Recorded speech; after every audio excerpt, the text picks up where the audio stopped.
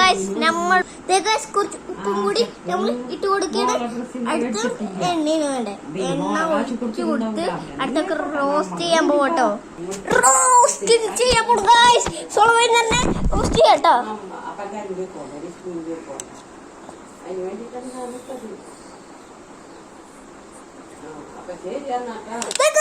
Roast ചെയ്തു.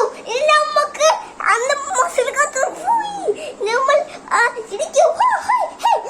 Roast ആയിട്ടുണ്ട് കേട്ടോ. അപ്പൊ നമുക്ക് ശരിയായി. അതിന് കൊറേ ദിവസം കഴിഞ്ഞിട്ട് കാണാട്ടോ. Bye bye.